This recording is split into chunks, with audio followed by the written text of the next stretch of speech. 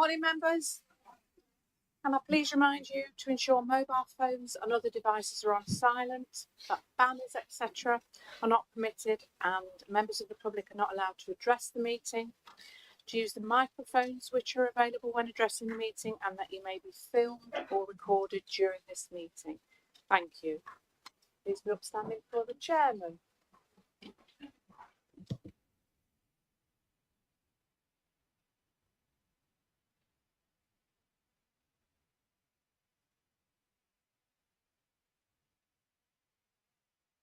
Good morning, everybody, and welcome to County Hall. Lovely, beautiful, sunny day. Could we remain standing, please, while my chaplain, the Reverend Paul Massey, leads us in prayers, please? Thank you, Paul. Gracious God, we boldly ask you that you pour out your richest blessing upon this meeting. We know that you love to bless your children, and that Jesus Christ has secured all of our blessings for us. So we ask you to bless each person present with your grace and favour, that our decisions may be wise, our interactions cordial, and your presence felt in our midst. Heavenly Father, we come before you today to discuss important matters, so we ask for your guidance and wisdom. You are the source of all knowledge and understanding. Therefore, we seek your direction in our decision-making processes. Help us to listen attentively to one another, with open hearts and minds. May we be not quick to judge or criticize, but instead seek to understand different perspectives. We pray that you will give us the discernment to make the best decisions for the greater good. We trust that you will guide us on this path and lead us to reach a consensus that reflects your will. May our words and actions be always guided by your love and grace. For this we pray in your holy name. Amen. Thank you very much. Please be seated.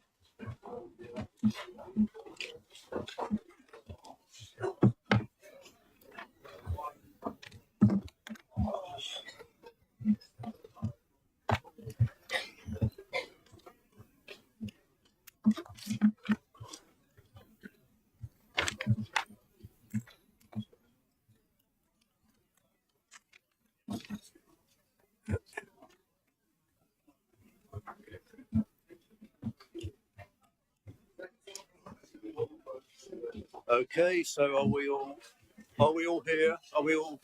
Councillor Saddington, do you want to sit down? No. Councillor Saddington? Use the count. Yeah. I don't have to use this very often. I'll just use it to ask Councillor Saddington to sit down. So, yes. Right. Well, colleagues, we have a busy day ahead, and so we will make a start. So item 1 is minutes of the previous meeting. Are we all happy to accept those minutes as correct? Please show. Thank you very much. I will sign those shortly. What do I sign now? I'll sign it shortly. And item 2, do we have any apologies for absence? So first of all, Councillor Barnfather. No apologies, Chairman. Thank you. And Councillor Deakin. No, Councillor Drosny. Chair, Councillor Deakin's unwell, and Councillor Meakin buried his father yesterday, so I'm sure we'd all like to send him our regards. Thank you. Indeed we do, yes, and please pass them our thoughts on to him. And Councillor Henry, please. Thank you, Mr. Chair. Apologies from Councillor Michael Payne, MP, and Councillor Michelle Walsh, MP, for other reasons. Thank you.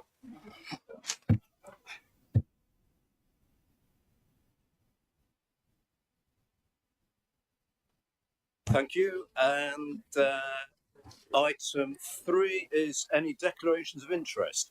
If any councillor or officer has an interest in any matter on the agenda, you should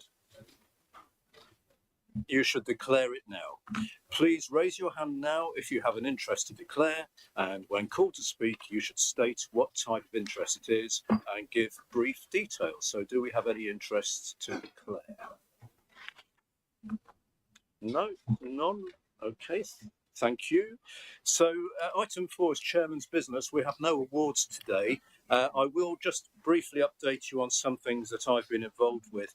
I've carried out 18 official events since our previous meeting, or last meeting in December, and these included the excellent Inspire Christmas concert, which was held at the Royal Concert Hall, the 10th anniversary celebration of the Big House children's facility in Edwinstowe. I can't believe it's 10 years since the Big House was re-established.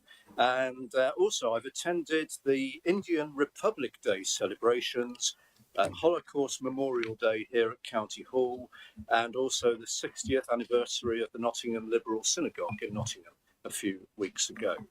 Oh, and finally, I just thought to just say, I went to the pantomime. Well, yes, I did. And yes, here we are to another one. And this was fantastic. This was at the Mansfield Palace Theatre. And it was so appropriate to be at the pantomime because I had Councillors Camilleri and Garner with me. So,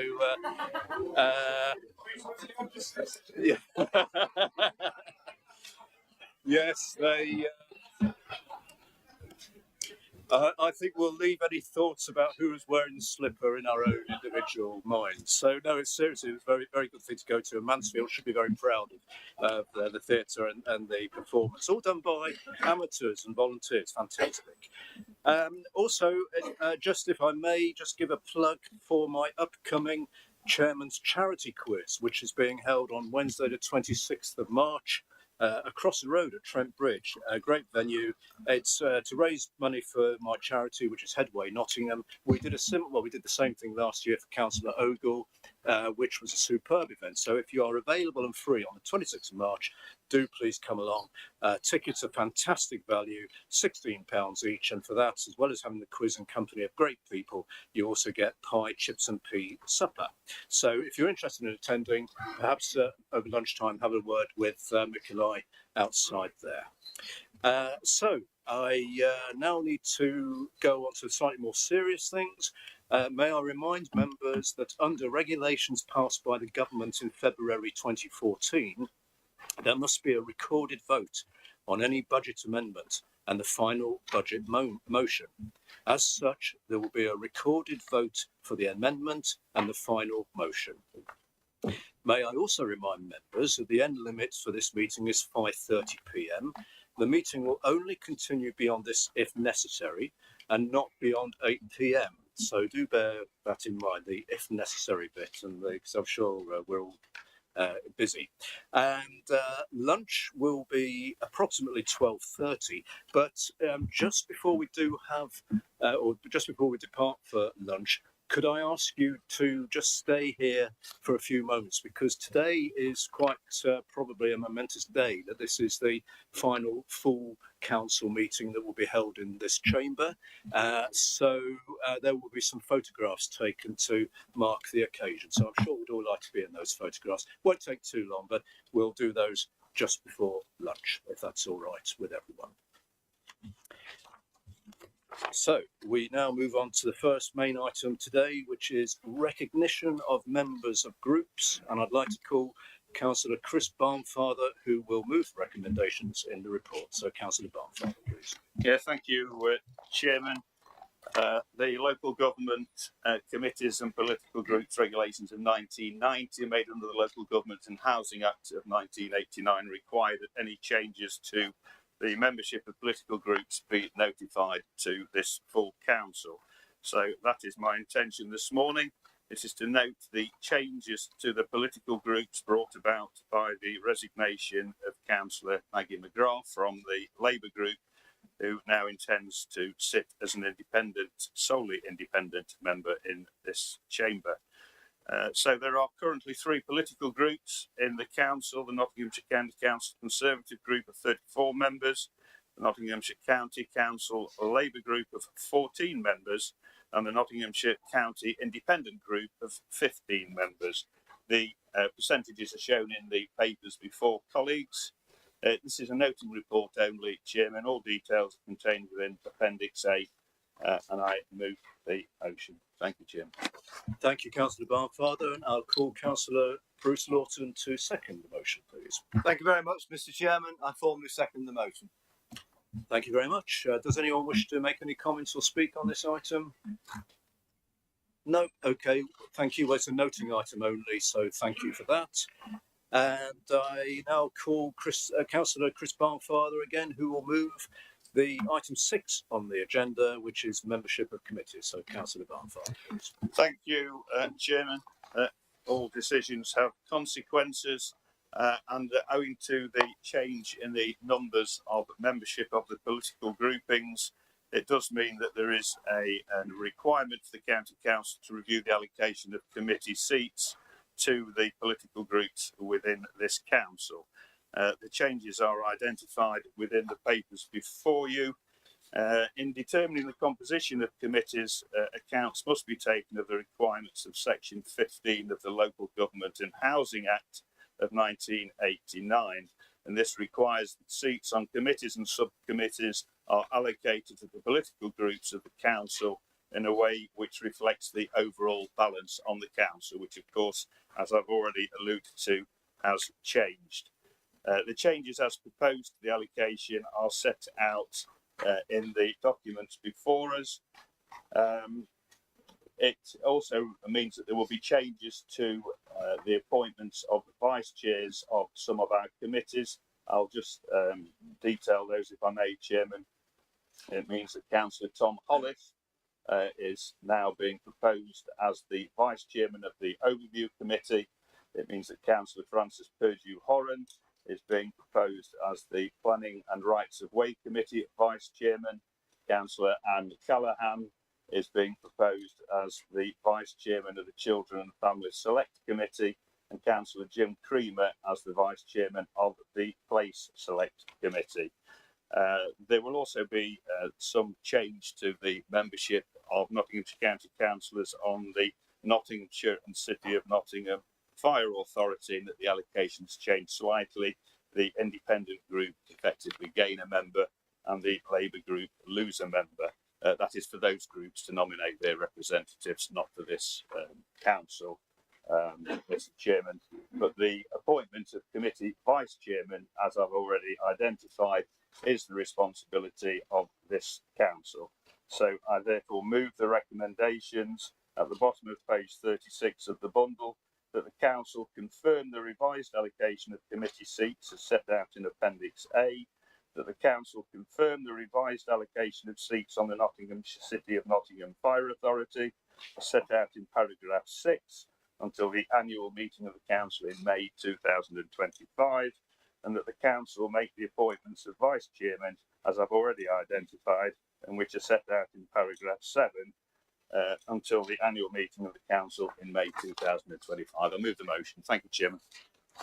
Thank you, Councillor Barnfather. And Councillor Bruce Lawton, you would like to second the motion. Thank you very much, Mr. Chairman. I formally second the motion. Thank you very much. And do we have any speaker? Councillor Poll.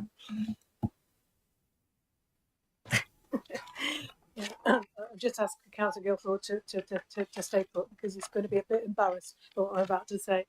I just want to pay tribute to our two vice chairs on planning and overview and scrutiny that are now no longer there. I mean, Councillor Creamer, well, what Jim doesn't know about planning, I mean, could be written on a postage stamp, quite frankly. And he works hard to understand how it works and really kind of makes a real impact on that committee because of his knowledge and his hard work. And Councillor Guilfoyle, as chair of the Overview and Scrutiny Committee, I think he's awesome in my view. And I believe that he's played a real instrumental part in transitioning to the cabinet system. So I think his wisdom kind of prevailed. I think it really kind of did make a significant contribution to the work of this council. So I just want to say thank you for both. Thank you. Thank you, Councillor Fowl. And do we have any other speakers on this item? Councillor Perdue-Horan. Thank you, Mr. Chairman. Because of the changes in the political balance within the council, this is why we're obviously going through this proposal today. And I just want to thank Councillor Introna and the other councillors on the Children and Families Committee, who we've worked extremely well together in my time as Vice Chairman. And because of the change in political balance, I'm being moved to what is described or defined by the independent panel as a main committee.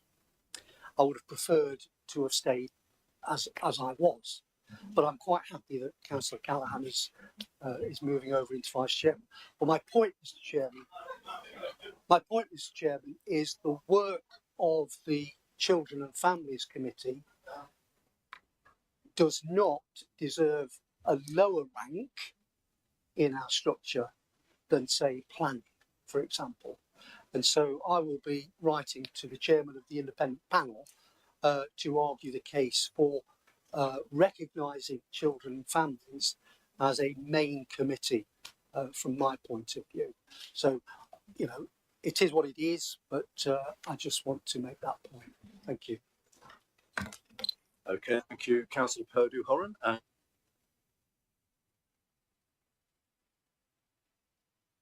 To the panel. Do we have any other speakers on this item, or no? Councillor Lawton, you reserve your right to speak. Do you? Okay, no, actually, no. It's and Councillor Barnfather, do you wish to reply on the? No, thank you, Jim. Okay, thank you. So we do need to vote on this one. So can I have a show of hands? Those in favour, please.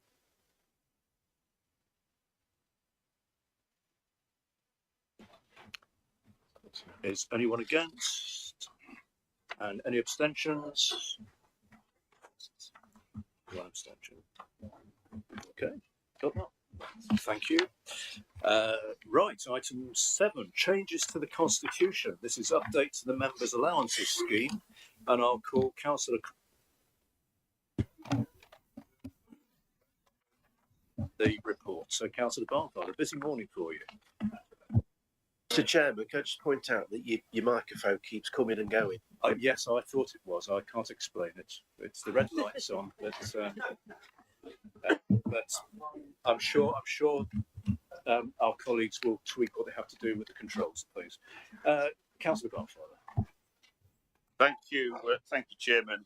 The third and final report that I'll be moving this morning is also as a result of the resignation of Councillor McGrath from the Labour group, and the final impact on this council is that there is a requirement to change some details in the members' allowance scheme. Unfortunately, colleagues, some of you may have read the media and thought that this morning that we were all voting on you receiving an increase in your members' allowance, which the media erroneously reported a few days ago. Sadly, I have to disillusion you, cancel the new cars, unbook the holidays. The wife's new frock will have to wait, I'm afraid, because indeed there is nothing in these papers that increases the general members' allowance, and I'm not quite sure how anybody ever thought that there was. What we're here today is actually to discuss the change in special responsibility allowances as a result of the Labour group now losing a member, and therefore the independent group becoming the main opposition party. As I say, this is not a review of general allowances in any way, shape or form. Chairman, in November 2022, the Independent Remuneration Panel submitted a report to full council setting out proposed changes to the members' allowance scheme following a change to political balance at that time, which then resulted in 2 minority groups of equal size. The situation, of course, has now changed and reverted to what it was in May of 2022, albeit with a role reversal. In May of 2022, the Labour group were the main minority group. The independent group now assume that position. So we have consulted with the Independent Remuneration Panel, and they, as they indeed agreed in November of 22, when we had the changes then, that said that in the event that we reverted back to one larger opposition group and one smaller opposition group, that we would in fact be expected to return to what had been agreed in May of 2022. The details of which are in the papers that are before us. So the proposed updated scheme, as set out in Schedule 1 of the papers in front of us, Chairman, actually changes the amount of special responsibility allowances, and as I say, effectively the independent group now assume the roles that the Labour group had in May of 2022. I don't intend to go through each individual change to allowances, Chairman. They are contained within the document. It is a public record, but the recommendation is that the updated members' allowance scheme changes only that affect the Labour group and the independent group, and not the administration in any way, set out in Appendix A of this report, be approved. Thank you, Chairman. Thank you, Councillor Barnfather. And Councillor Bruce Lawton, would you like to second the motion? Thank you very much, Mr. Chairman. I second the motion and concur with Kate's eulogy over Glyn. Every time I attended the committee, he always asked the most awkward questions, and enjoyed his cross-examination. So thank you, Mr. Chair. Thank you, Councillor Lawton. So, Councillor Carr. Thank you, Mr. Chair. It's been a lot to talk this meeting, and I thought I'd leave it to the final about the member that's left the Labour group. And I don't think we could go on without saying that I know what he's feeling at this precise moment. It's not easy. I left the Liberal Democrats after 40 years as a member, and I know exactly how you must be feeling, John, because you've probably been a member of the Labour Party for as long as that, if not longer. And it's not an easy decision, and I know that John won't have taken it lightly. So all I'd like to say, John, is I've got a lot of empathy for your position, and if it's anything like my old party, and I don't include anybody in the Labour group, just watch out. Thank you, Councillor Carr. Any other speakers on this item? No. Okay, so we'll move on to Chris to yes. Well, either move the motion for the right to reply. So, Councillor Barnfather, do you wish to? Nothing to add. Thank you, Jim. Okay, thank you very much. So we'll move to the vote on this. Show of hands, those in favour, please show.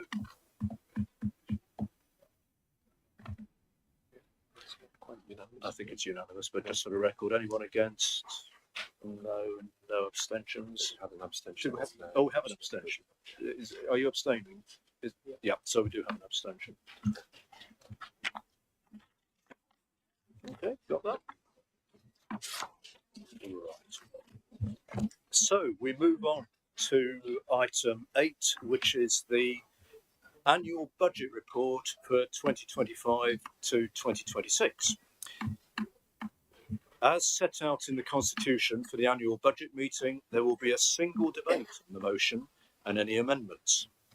I would remind you that the mover of the motion has a 30-minute time limit when moving the motion and a 15-minute time limit when replying to the debate. The mover of the amendment has a 20-minute time limit when moving their amendment and a 10-minute time limit when replying to the debate. All other speakers have a 10-minute time limit.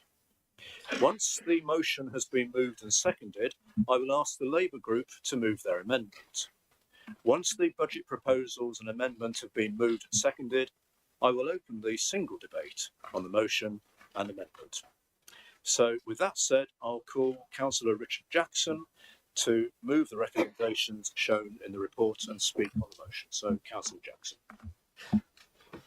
Yeah, thank you very much indeed, Chairman. And I'll start by declaring that this presentation today is a local government reorganisation free zone for me, at least. Colleagues will allude later to the potential impact that LGR could have on local government financing and to the financial implications of the forthcoming transfer of some of this council's responsibilities to the East Midlands Met. But my focus will be, as it should be, on the operation and financial well-being of this county council as it currently exists. Only by concentrating on the immediate tasks at hand can we be sure to leave a financially sound legacy to whoever and whatever follows. Our budget proposals were prepared in the wake of the first budget of Sir Keir Starmer's Labour government, presented last October by the Chancellor Rachel Reeves. The proposals led to the Guardian newspaper's economic editor to comment that the days of tax and spend are supposed to be over, but clearly no one told Rachel Reeves. The Chancellor's debut budget, with its sharp increases in spending, taxes and borrowing, was a budget from yesteryear. Chairman, I think that's a fair description. Labour's budget delivered a staggering £40 billion tax increases, and yet 4 months earlier, prior to the general election, Labour stated that we are not going to increase tax on working people.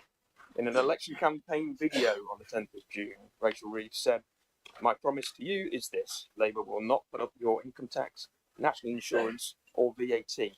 But on the 30th of October, the Chancellor announced that she would raise £25 billion a year by increasing employer national insurance by 1.2% and reducing the level at which employers start paying national insurance on employees' salaries. The Chancellor claimed that a national insurance increase on employers did not break Labour's pledge to protect working people. This was dismissed as just a silly comment, to be blunt, by the director of the Institute of Fiscal Studies, who had warned the Chancellor that hiking employer national insurance would be a straightforward breach of the Labour manifesto. The Office of Budget Responsibility was equally clear, saying that we assume that firms will pass most of the higher tax costs to employees in 25-26, the year it is introduced, and assume firms pass on 60% of the higher costs to workers and consumers via lower wages and higher prices, leaving 40% to be absorbed by employers to lower post-tax profits. So, Chairman, the Chancellor's claim to be protecting working people was either strong evidence for those doubting her CV claim to be an economist, or she was in fact being economical, but only with the truth. The day after her budget, the Chancellor was forced to admit, yes, this will have an impact on wage growth. She then later stated this was not the sort of budget we would want to repeat, but she still refused to rule out more tax rises in the future. So, Chairman, where did this leave Nottinghamshire County Council's budget? At Cabinet last November, I presented a budget update report written before we knew what would be contained in the Chancellor's budget. Indeed, the paper stated that at the time of drafting the report, there were many thoughts regarding what might be included in the Chancellor's budget statement and the impact that that will have on local government sector as a whole. Therefore, Chairman, based on the service and inflation pressures and much uncertainty about government policy, the report forecast a possible £76 million funding shortfall for this council by 2027-28.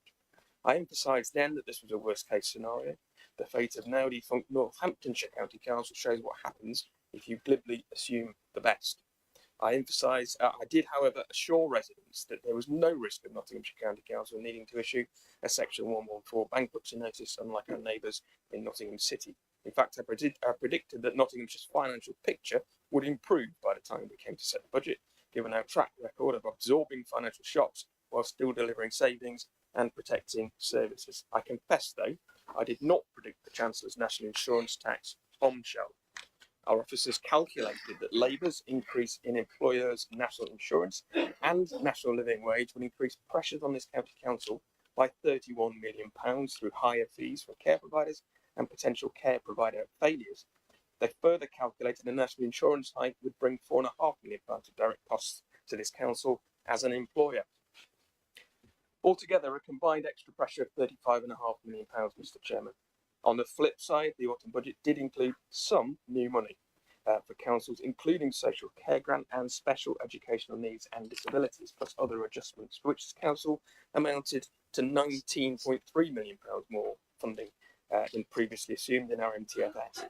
Therefore, simple maths tells you that a £35 million additional budget pressure, mitigated in part by a £19 million extra grant funding, leaves a deficit to us of £16 million.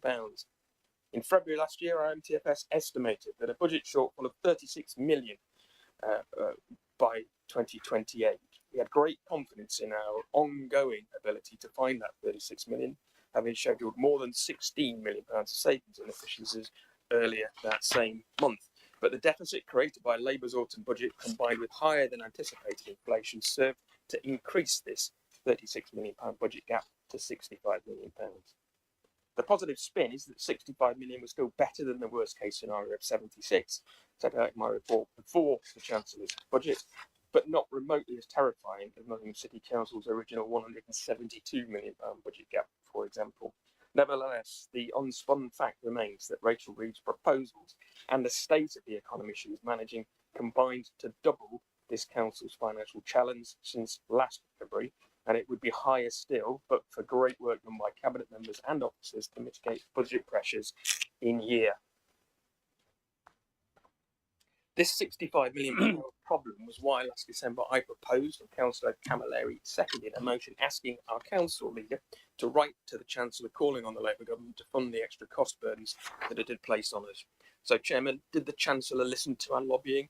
Well, yes, to a degree, and in stages. We're not wasting our time or our postage. Some extra money has been announced to lessen the impact of the autumn budget, but nowhere near enough to cover the cost to taxpayers, including those working people. Key announcements in provisional local government finance settlement on the 18th of December were an increase in core spending power of 6%, but only assuming that we levy the maximum precept allowed for the coming year, which we won't. Our base social care grant allocation for the coming year is 84.9 million. That's higher than the 78.9 we previously assumed. But the Association of Directors of Adult Social Care Services have warned that councils nationally still face a funding shortfall of more than £1 billion once inflation and demographic pressures are accounted for, as well as national insurance. We're receiving £3.1 million share of the new £260 million Children's Social Care Prevention Grant, which genuinely will boost our early intervention and family resilience work.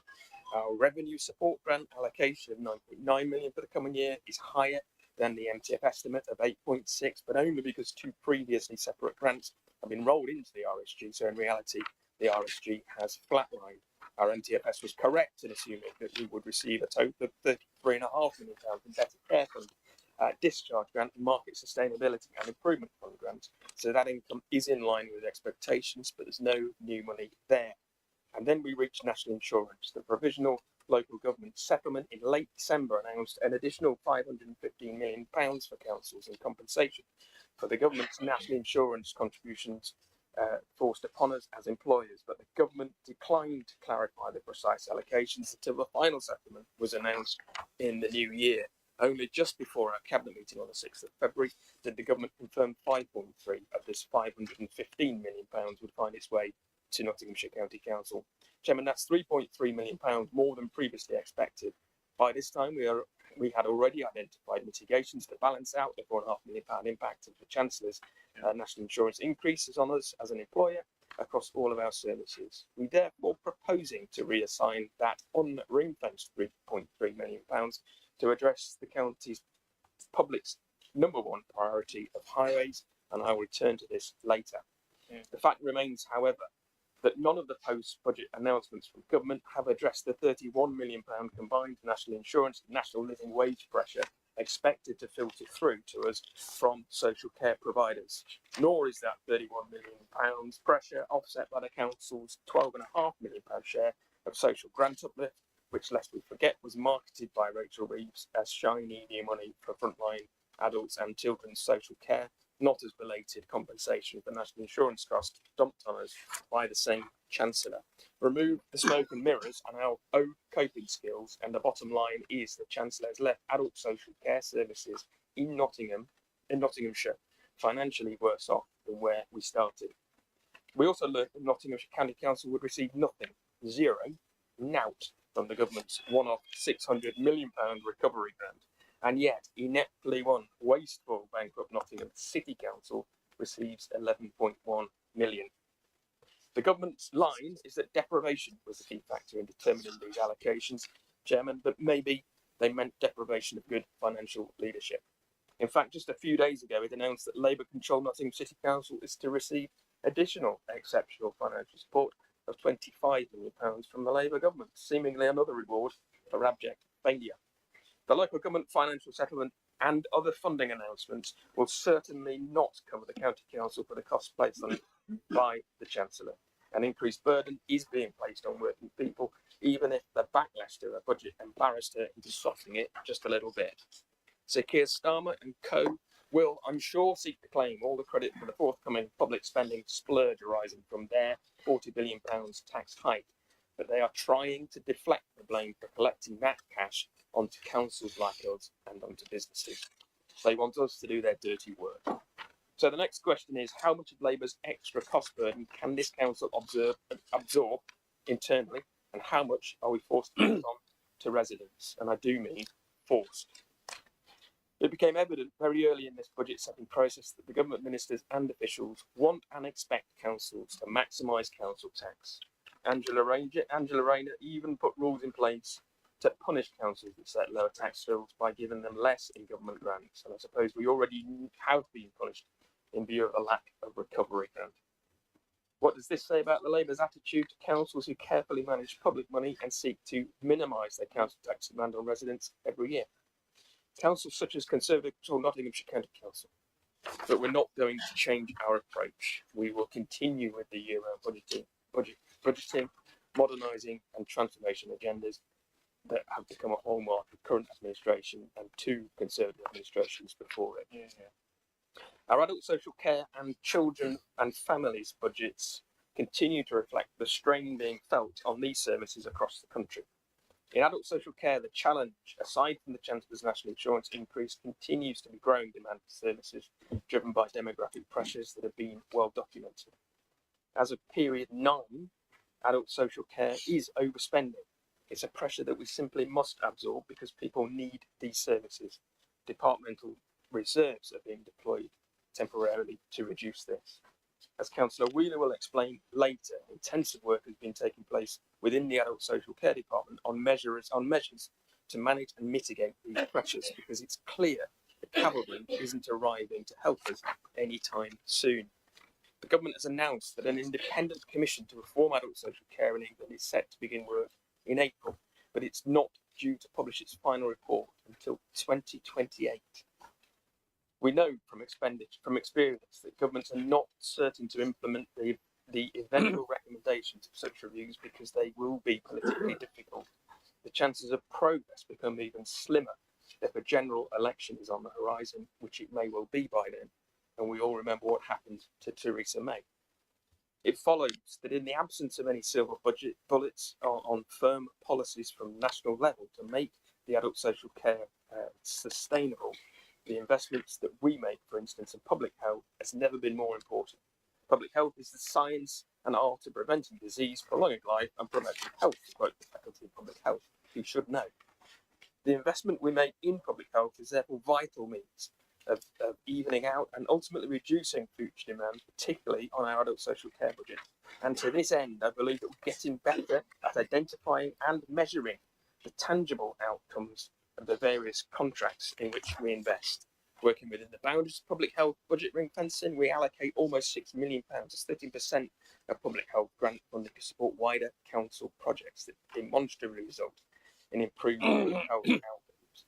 The government announced 2 weeks ago what they called a £200 million boost in public health funding for the next year, but that supposedly extra money is not quite as straightforward as it seems, as Councillor Carlson will no doubt explain later today.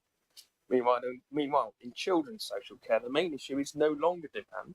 Our investment in early intervention and prevention is making families more resilient. Fewer children are becoming highly vulnerable to the point of needing to be taken into care. The number of looked after children in our care was once heading out of control, but having stabilised over recent years, the number is now reducing significantly. That's a fantastic vindication of our whole family safeguarding approach, overseen by Cabinet Member for Children and Families, Councillor Taylor and Councillor Philip Owen before her. There remains a significant £4.7 million pressure on children and families services, but the challenge today is not the volume of young people who need our help, it's the fact that those who are in our care, by definition, are those with the more complex and intractable needs, requiring very high levels of funded support in care, and for whom it is more difficult to find suitable, stable care postings. Evidence shows that kinship care produces better outcomes than other types of non-parental care for young people as they move into adulthood. Where kinship care isn't possible, we know young people in foster care still have better outcomes than those placed in residential care. It's also the case that kinship and fostering are the best value way of delivering care compared to high-cost residential care placements. Unfortunately, as is the case across the country, we continue to face challenges recruiting and retaining internal foster carers or securing appropriate residential care in a marketplace that is brutally competitive, if not outright immoral. At local level, we're doing everything possible to overcome those challenges. We're now part of the D2N2 Foster for East Midlands Regional Hub, which uses its geographical reach to increase our chances of successful recruitment. We've achieved 10 foster care registrations this financial year, which crucially is greater than the number of deregistrations, with 12 more families going through the assessment process.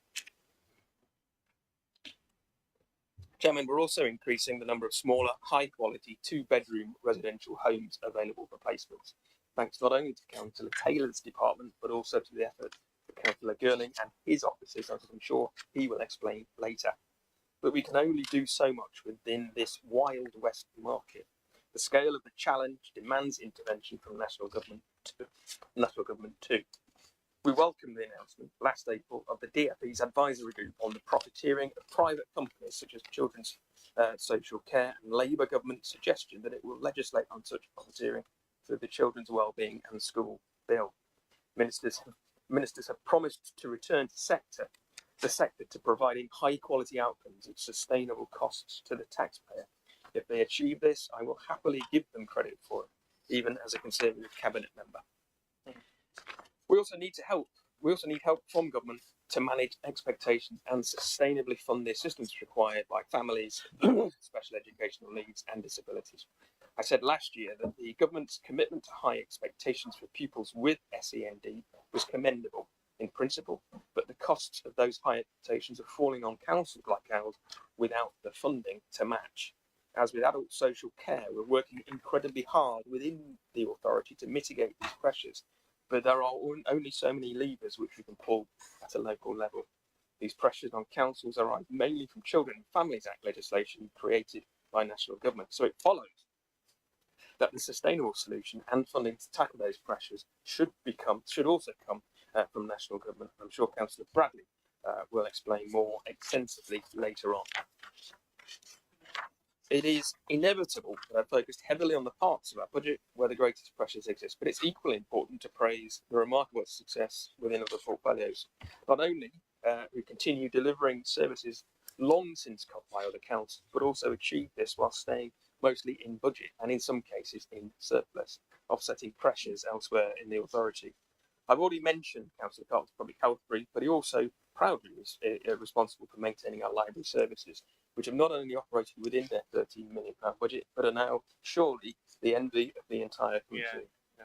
At a time when many local authorities have drastically cut library services, or indeed abolished it altogether, we haven't closed any of our libraries. In fact, Councillor Carlton last December presented a new strategy that will protect and develop library services in Nottinghamshire through to 2035. The success of our library network, of course, owes much to Inspire, whose brief over the past 10 years was and is to reduce direct service delivery costs, secure investment, maintain an extensive network of libraries, improve facilities, and widen the range of available activities across the service through partnership working.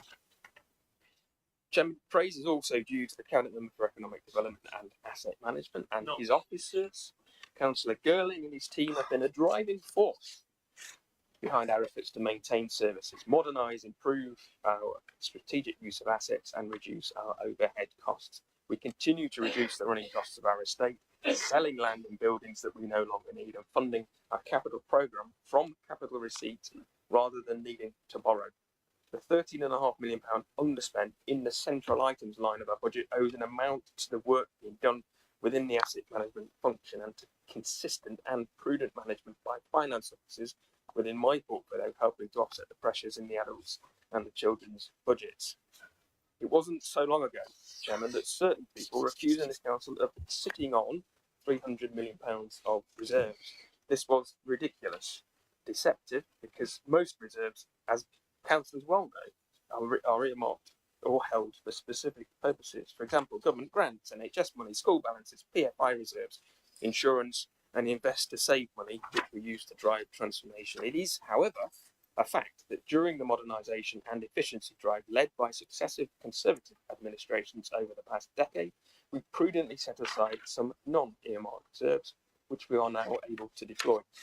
Those reserves, set aside for the proverbial rainy day, are helping us. They're helping us to deliver a no-cuts budget despite current pressures created, not least by the Chancellor, helping us to provide valuable time for more of our savings and transformation work to mature, and helping us to buy time for what we hope will be genuine movement from government on fairer funding or rebuilding local government minister from scratch. Or rebuilding local government finances from scratch, to use Government Minister Jim McMahon's words. I can think of several councils, some very close to here, who would not be in the mess they are now if they had followed the same prudent course. The result of our annual budget survey found that 66% of respondents were satisfied with their local area as a place to live. Only 20% indicated dissatisfaction. Likewise, 42% of respondents were satisfied specifically with the way the county council runs things, and a further 25% indicated that they were neutral on the question. Chairman, I don't shy away from the fact that 30% of respondents indicated dissatisfaction with our performance. Obviously a figure that we will work to reduce, but it's a fair bet. Many of those negative responses were driven, literally, by concerns about some of our roads. It's a problem facing highway authorities across the country, and one for which the Parliamentary Public Accounts Committee has heavily criticised the Department of Transport. But it's a challenge which locally we are working and investing very hard to tackle. Councillor Clark will speak more about this later. But to use the council leader's expression, we are cramming as much road repair and resurfacing work into the remainder of this financial year as we can, having loaded an extra £4.8 million into our road maintenance capital budget last July. And as I said earlier, we propose allocating the belated, unring-fenced £3.3 million that we received in additional government grants early in February to boost our highways maintenance budget further, which falls within the highest priority category identified by residents in our budget survey. Added to previous extra money, this takes our roads investment well over £200 million in the last decade, including £40 million of the council's own funding. That's before accounting for any money that we secure from these Midlands combined authority. More on that, I'm sure, from Councillor Clark later. Chairman, our budget survey found that more than half of respondents, 54% in fact, opposed the county council increasing council tax by the maximum permitted limit of 3%. 33% opposed increasing council tax at all. 21% supported an increase below the maximum limit, which slightly more respondents taking that view than the previous year. Half of respondents opposed increasing the adult social care levy by the maximum permitted 2%, but 41% did support a maximum increase, suggesting that a good number of people understand the funding pressures that these services face. In fact, almost half of respondents identified care and support for vulnerable adults and older people as one of the most important county council services, second only to the category which includes highway maintenance. We therefore feel that adult social care precept is the element of council tax where the public will most understand the necessity of this authority levying at the maximum permitted increase of 2%, even if they don't exactly welcome that increase. Regarding the main element of council tax, we recommend an increase of 2.84%. This is again below the maximum permitted limit, meaning that Conservative administration has never levied the maximum permitted increase. In an environment where we have Labour government hating on council to fail to maximise council tax, we believe we are levying as far below the limit as we can go without increasing the wrath of Reeves and Rayner on Nottinghamshire. Moreover, with questions remaining about the government's long-term funding intentions for council, and with this year's settlement effectively being a one-term fix, pending a move back to multi-year settlements from 26-27, we are gradually reducing the burden on Nottinghamshire County's taxpayers, but in a way that does not expose their services to undue risk. Our proposals, including these council tax levels, will bring the budget gap in our MTFS down from £65 million after Rachel Reeves' budget to just £18.5 million today. That is a very manageable situation for whoever forms the next administration of this council, and it's over £40 million less than the £62.9 million gap inherited by Conservatives from the outgoing Labour administration in 2017. Under Labour before 2009, Nottinghamshire County Council was well established as the highest taxing Shire County Council in the country. Yeah. It isn't anymore. And each year we chip away at that unwanted legacy. And for those who say that setting council tax is a small amount below the council tax threshold is just gesture politics, Chairman, I can tell them that this policy has saved Nottinghamshire taxpayers £22 million over the course of this administration. £22 million, Chairman, isn't a bad gesture. So there's a clear choice to be made on the 1st of May. I urge Nottinghamshire voters to continue supporting us. We've successfully managed this council for 12 of the past 16 years, protecting services to vulnerable children and adults, and protecting discretionary services long since cut by other councils, like libraries, youth services and rural bus services. And we've restrained council tax at the same time. This council remains in comparatively great financial shape, whilst councils elsewhere have been declaring financial emergencies. The budget strategy that we're proposing today represents the continuation of everything that we've done right and a stark point of comparison with everything that others have done wrong in places like our neighbours in the city. I'm immensely proud, Mr. Chairman, to move this no-cuts budget and urge members to support it. Yeah.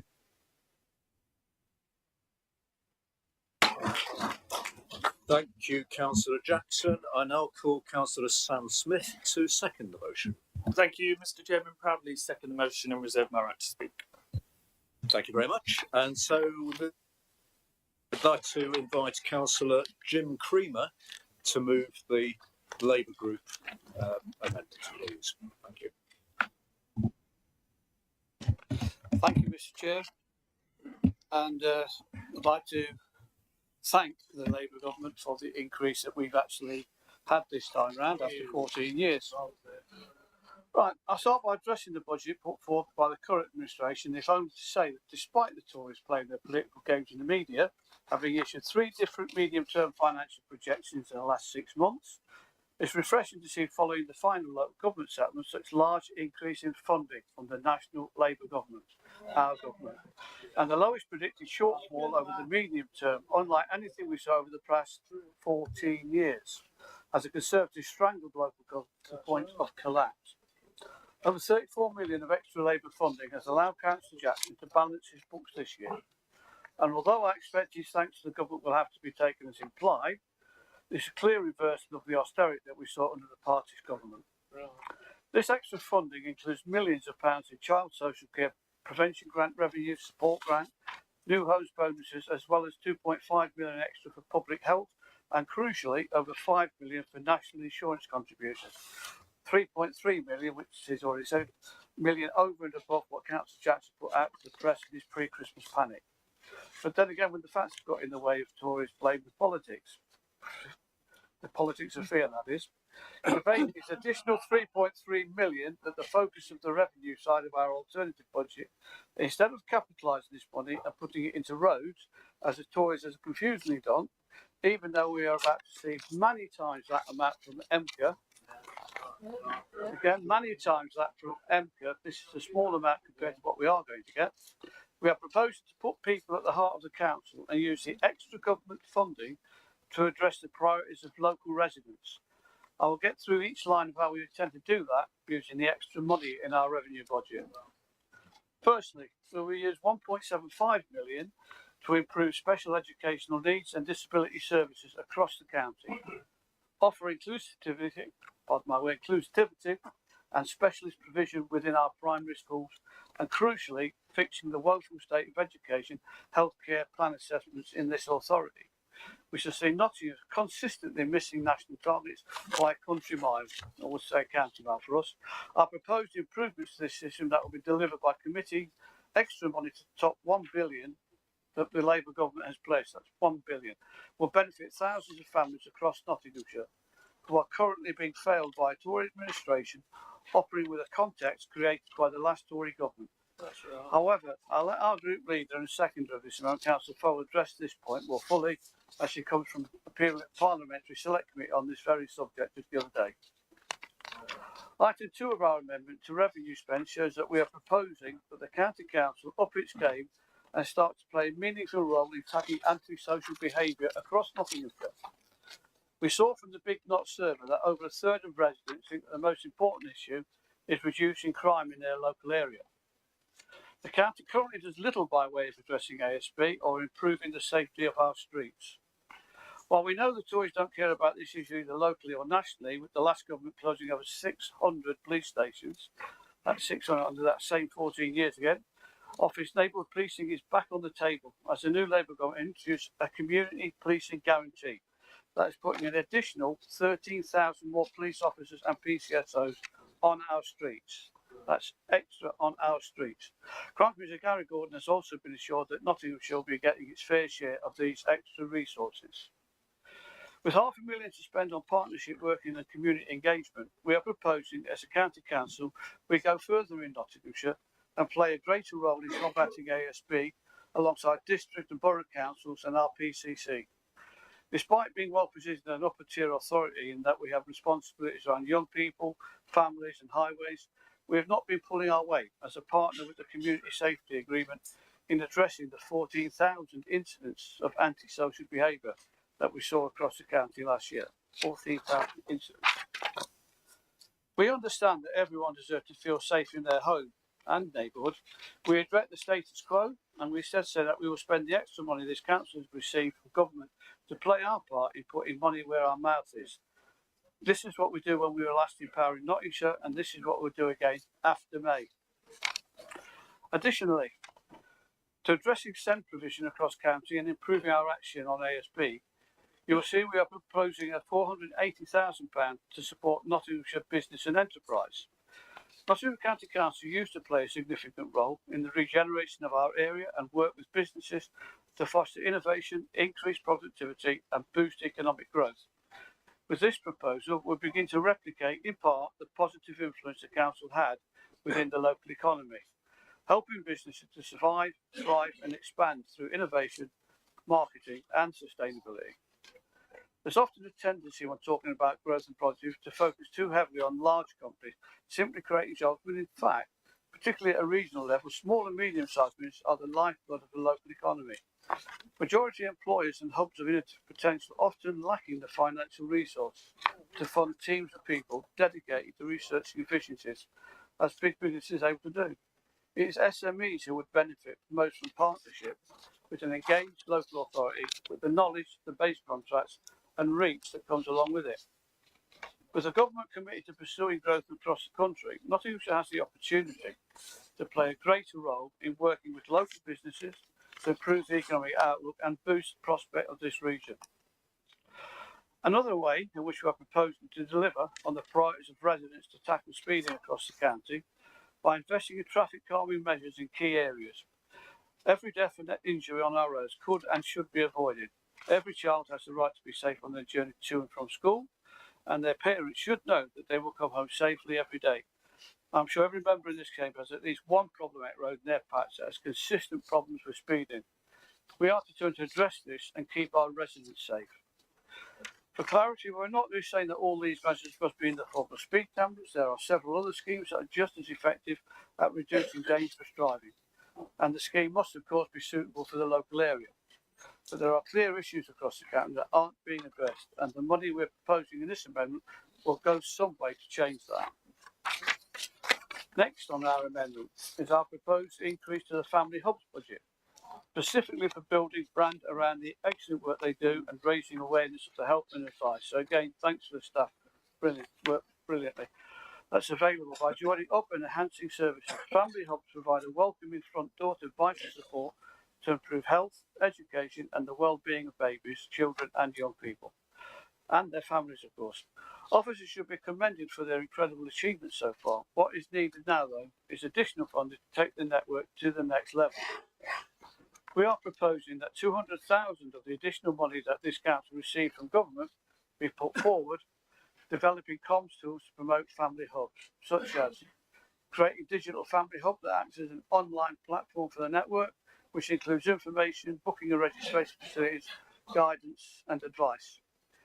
Increased capacity in the Families Information Service team to lead content and campaigns for families with children, young people over the age of 5, and producing regular promotions online and in priority neighbourhoods in the form of streets, promos, leaflets, posters and so on.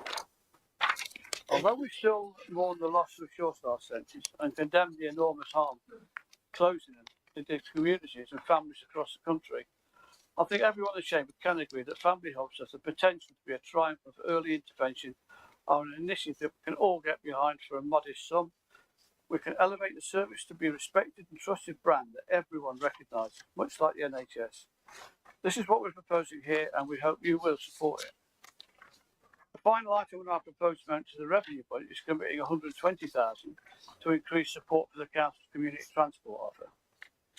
Given the good work the voluntary sector does, particularly being a lifeline for vulnerable residents who can't get around without community transport, it's important that the Council support them where we can.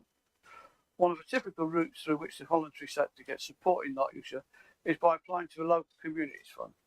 We all know that this fund is oversubscribed for every stream and that it's leaving many of our voluntary sectors unable to support their service users.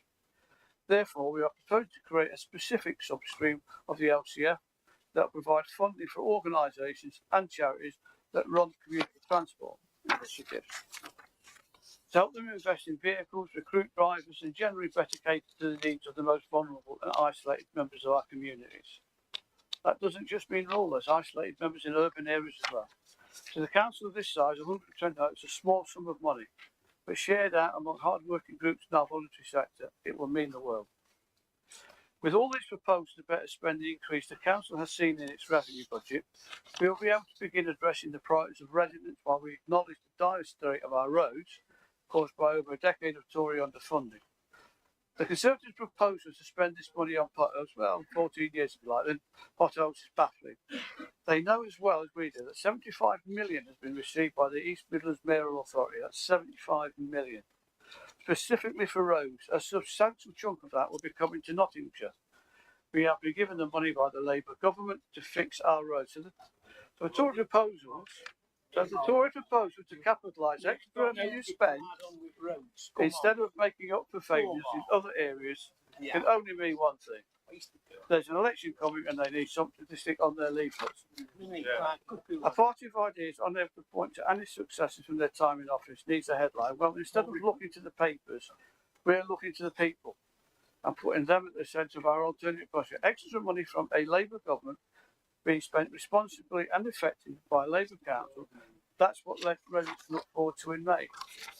In addition to improving the post-spend of the revenue budget, our amendment makes suggested improvements to the capital budget as well.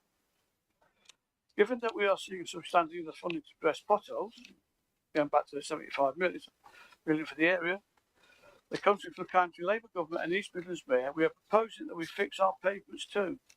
Across the county, pavements are crumbling and becoming dangerous for pedestrians, particularly older residents and those less steady on their feet. There's often a focus on cars and potholes, correct, but it's only right that we take pedestrian safety just as seriously, particularly as we're encouraging active travel for all benefits that brings with it. That's why we're proposing an initial reallocation of 1.5 million to a dedicated pavement repair fund that will carry out fair fixing across the county. As is acknowledged in the amendment, there is a potential for the figure to increase, depending on what the final settlement for Nottingham turns out to be from EMPA, going back to that 75 million. For now, we think 1.5 million is an appropriate amount to make a good start on keeping our pedestrians safe and fixing our crumbling pavements, while we're still mending the potholes. We're not putting them to one side. In addition to the relocation of existing capital monies, we are proposing to use a further 2.1 million of unallocated capital receipts to deliver for residents. Excuse me. Just one moment, Councillor Right. Creamer. Flood defences. Councillor Creamer, just 1 second. Colleagues, there's a bit of muttering going on, a bit hard to hear at times. Can we just bear that in mind? Thank you. Yeah. Right, flood defences.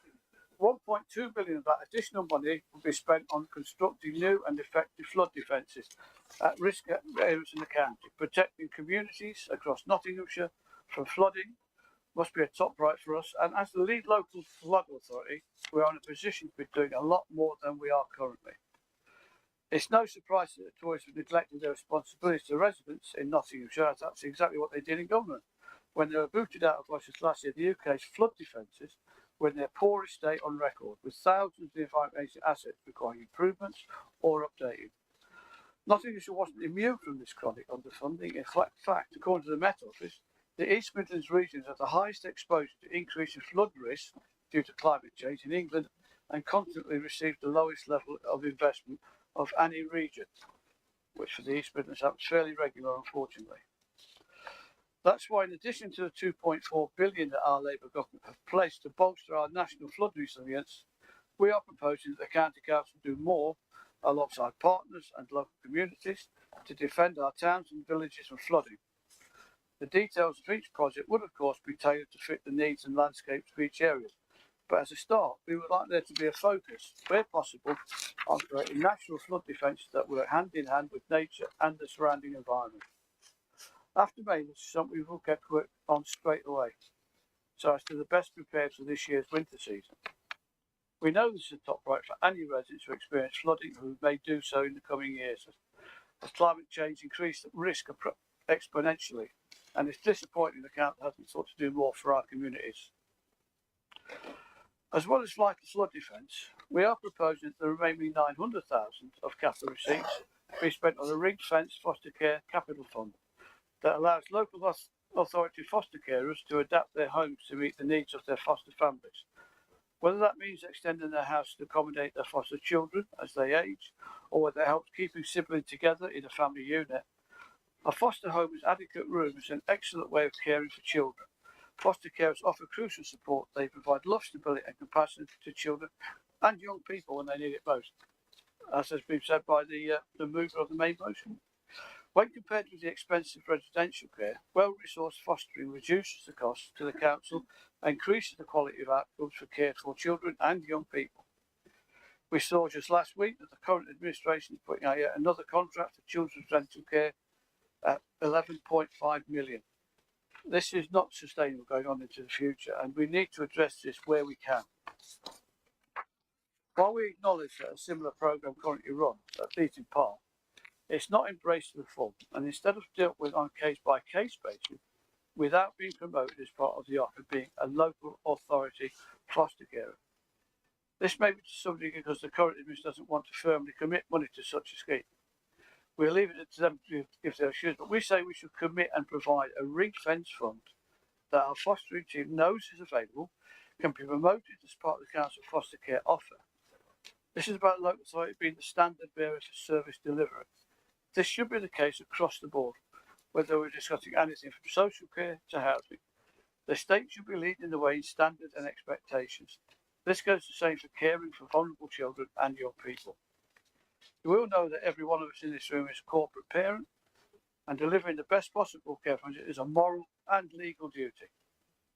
To that end, a dedicated foster care capital fund opens up a world of possibility for many looked after children across the county and the families who care for them. £900,000 for this purpose is a worthy proposal, and we hope we'll get support across the chamber for this amendment. As you will see from our amendment, our proposed capital spends will be funded from existing capital receipts, which will then be replenished by selling Oak House, as it unfit for purpose, lacking a sufficient transport link to allow staff and members proper access. It's not really for civic purposes. It's a fine office building, but it's not a civic centre. The building is a big white elephant that has been plonked in the middle of nowhere as a legacy project for outgoing Tory councillors. The latest rumour being is they even wanted their names carved into the walls. That is a rumour. The Labour group were in fact granted a well-timed tour of the building this week, in hard hat, steel toe caps, glasses and gloves. Something like that. And it looked even more ill-suited to the replacement we'd imagined, especially considering the overspend and the delayed completion. I hope everyone in this chamber is ready to be crammed in for our next meeting in March. If that still goes ahead in March, we'll see. Moving the out to County Hall with all its civic prominence and transport links was a ridiculous gesture to start with, and it's certainly not worth spending 23 million on it. But as we've come to expect, the Tories know the cost of everything and the value of nothing. Therefore, instead of dragging officers and councils away to an unfit building, we will sell those accounts and use the proceeds to meet the needs of local residents. You will also see from the numbers of them that once sold, there will be plenty of money left over for investing in other capital projects, such as our highways, and going back to the pavements again. So I say to the Conservative, because of your amendment, with our amendment today, I'll still play politics for your potatoes, and at the same time deliver on the projects not to residents we've laid out. So I'm delighted to move this amendment today, which makes the best use of millions of extra grants received from the new Labour government and offers a real solution to the challenges faced by the council and delivers on the priority of the local residents, our local residents, the residents we were all put here to represent. Thank you, Mr.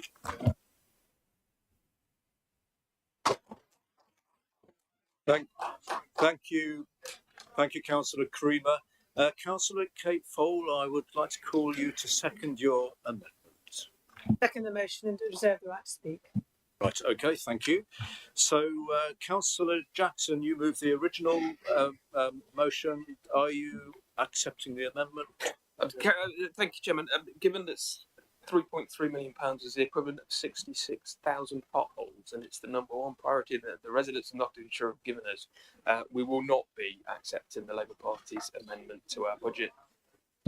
Okay, thank you. So, as I mentioned earlier on, there will be a single debate on the motion and the amendment.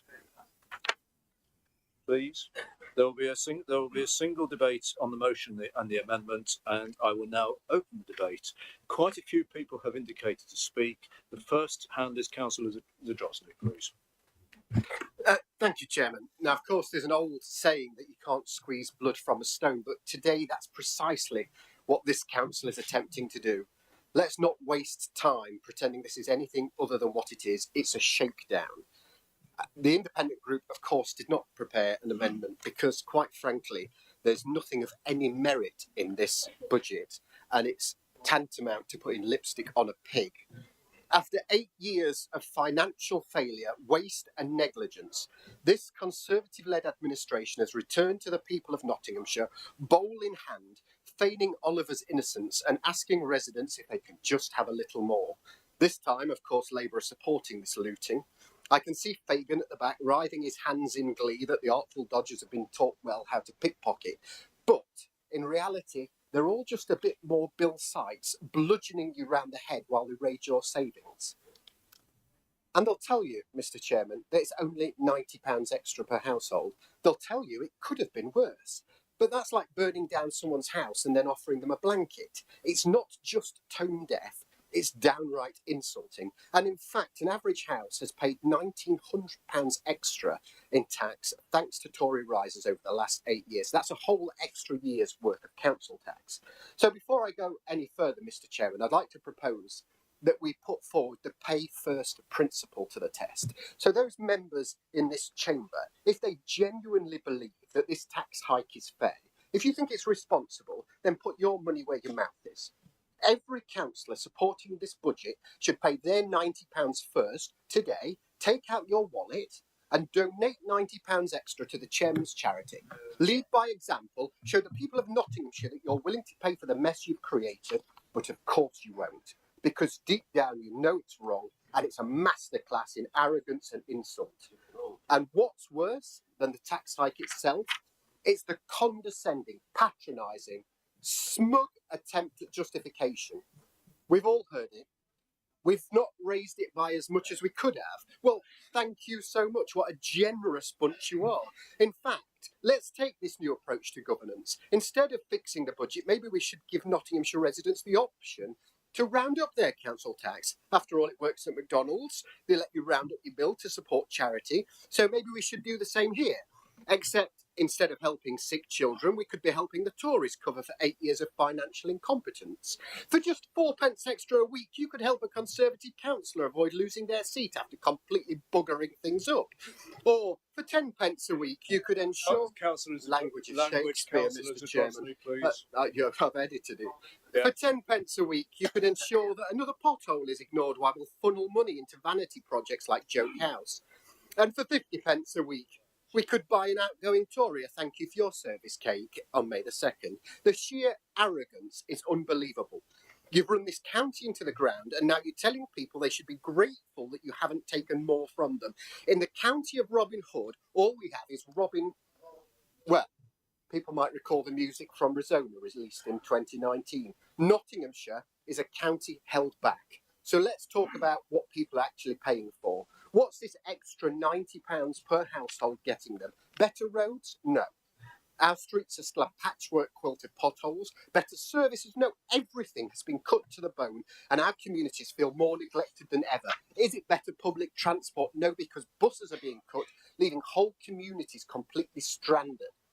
In return for their hard-earned money, residents get less and less every year. If this were a business, you'd be shut down for fraud. And yet here we are, another year, another demand for more. Enough is enough.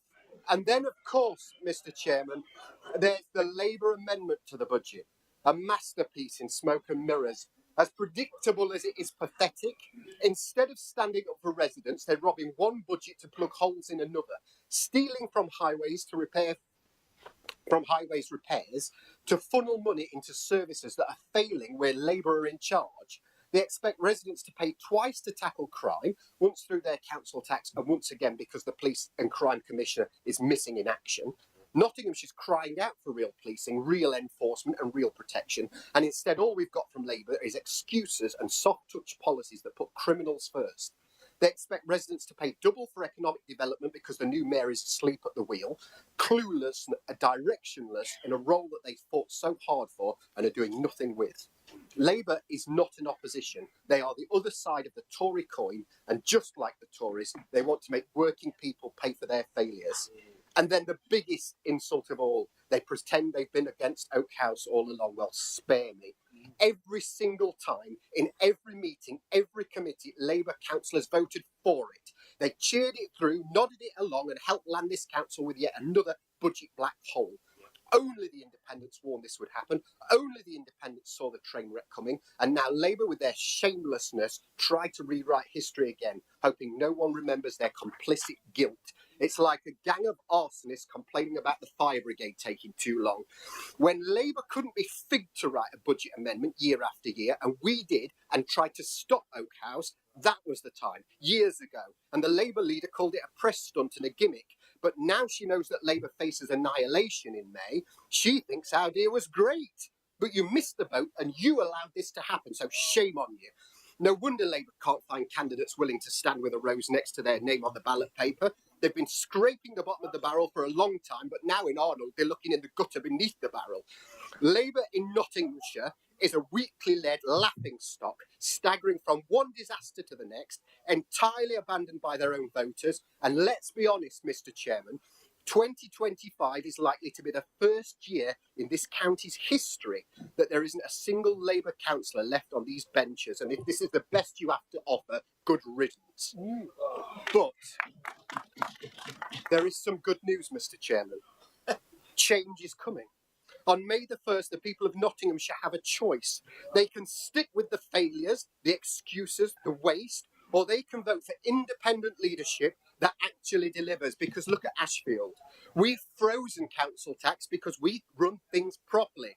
We've invested in parks, in leisure, regeneration, public services and job creation because we planned ahead.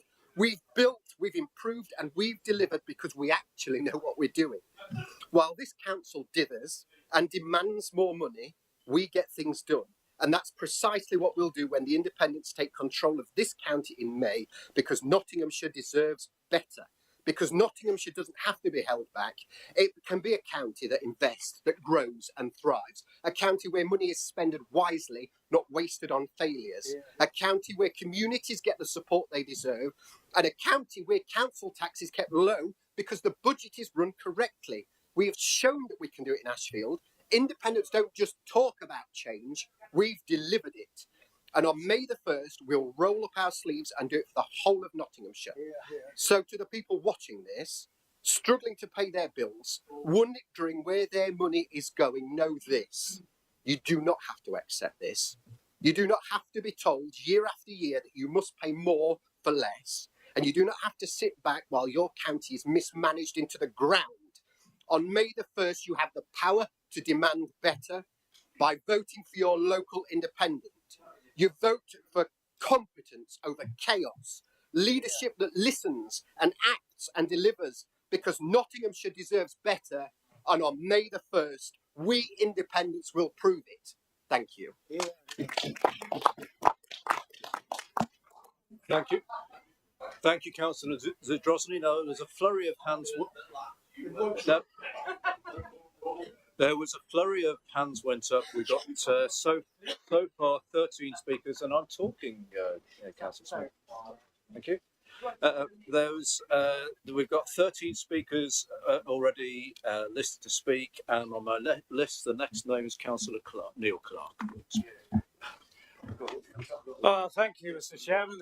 Back on Earth, back in the real world, my deputy, Councillor Cotty, will speak later today about the environment element of our portfolio and the challenges we face around home to school transport for children with special educational needs and disabilities. So for now, let's talk about roads and transport. Having inherited a large backlog of road maintenance in 2017, we've been engaged in a non-stop game of catch-up to not only keep safe, but improve the 2,760 miles of roads in our county.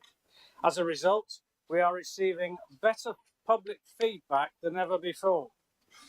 Last summer, we added that an extra £4.8 million into our capital budget to ensure we were prepared for the worst this past winter could throw at us, with extra resource for roadside gully emptying and ditch clearance to mitigate flooding risk.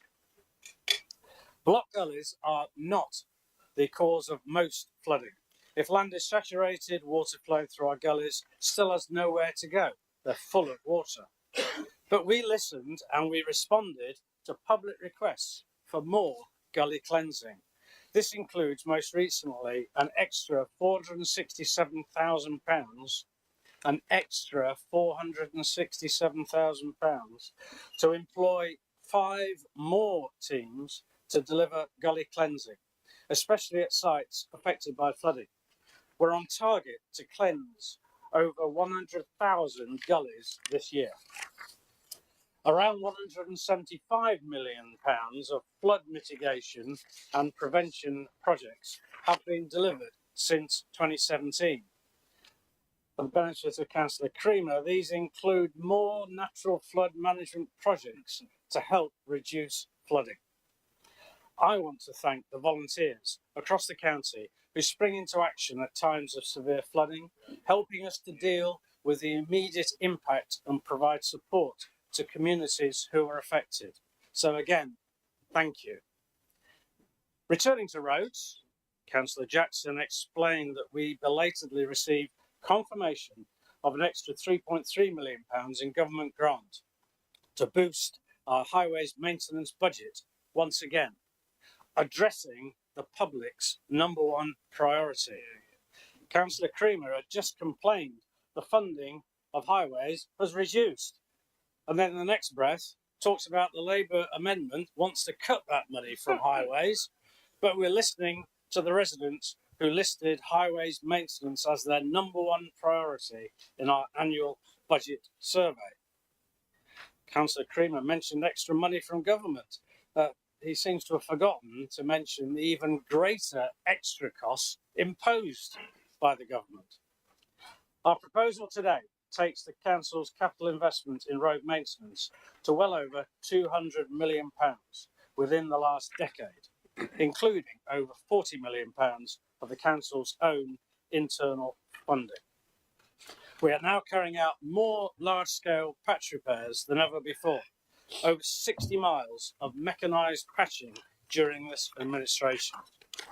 The real game changer was always going to be the £1.5 billion of transport funding won for the East Midlands by former leader Councillor Ben Bradley through the devolution deal, but still to be fully confirmed by the Labour government even today. East Midlands Mayor Claire Ward has so far received confirmation of around £200 million of that £1.5 billion previously promised. This council submitted a bid for £53.5 million of that money for 2025-26 to deliver highways, works across carriageways, footways, Councillor Creamer, and by the way, 8% of our highways budget goes on footways, whereas his amendment reduces that to 2% for footways, cycleways, drainage, and other critical assets. EMCA papers, published just 2 days ago, recommend that we will receive £44.7 million of that £53.5 million bid. We are also receiving £1 million for development and design of future highways development schemes, and I'm delighted to report that we are recommended to receive £7.5 million, which combined with our own £10.8 million investment should allow us to proceed with the long-awaited 614-6097 scheme to upgrade Ollerton Roundabout, White Post Roundabout, Warren Hill Junction, Loudon Roundabout and Kirkhill Junction.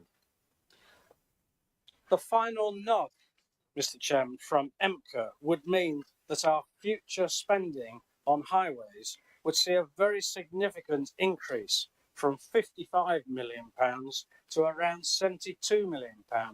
That's a 30% increase. We now need the East Midlands Mayor to lobby the Labour government to deliver the full £1.5 billion promise for transport as part of the East Midlands devolution deal.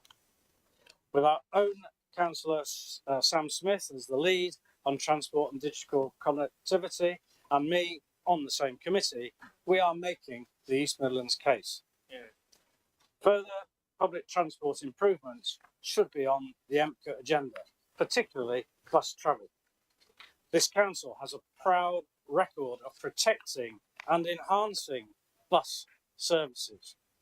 We still make a £4.2 million revenue commitment each year to sustaining local bus services, a discretionary subsidy long since chopped from the budgets of many councils around the country, but preserved by this Conservative administration.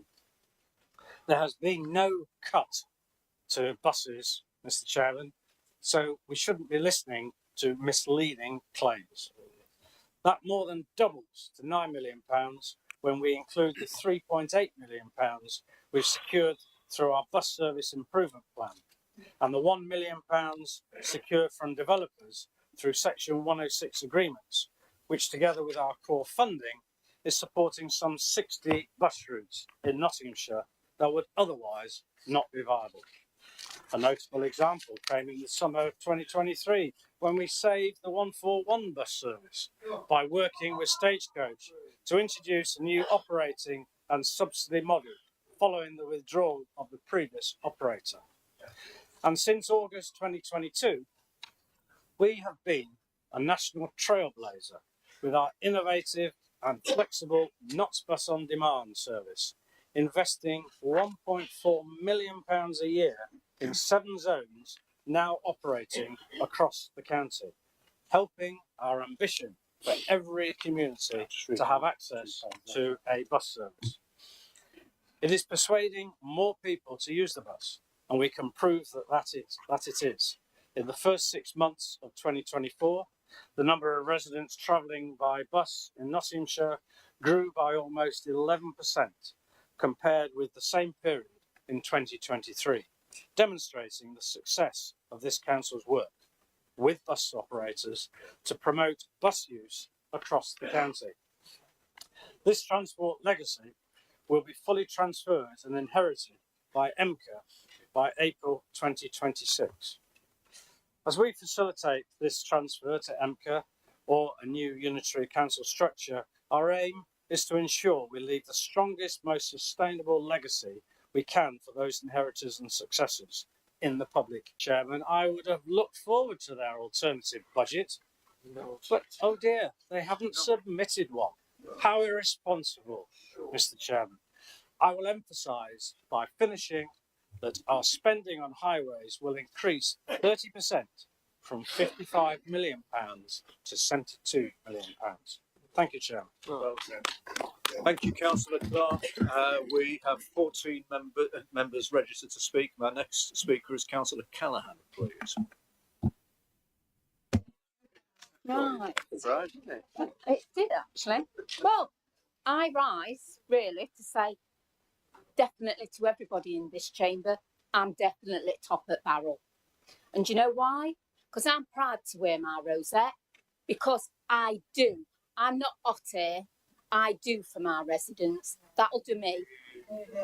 But I would like to say, I think it's important for me to lend my voice to this debate, given my years of experience working with children in care, particularly the important proposal the Labour Group put forward in our amendment relating to foster care capital fund.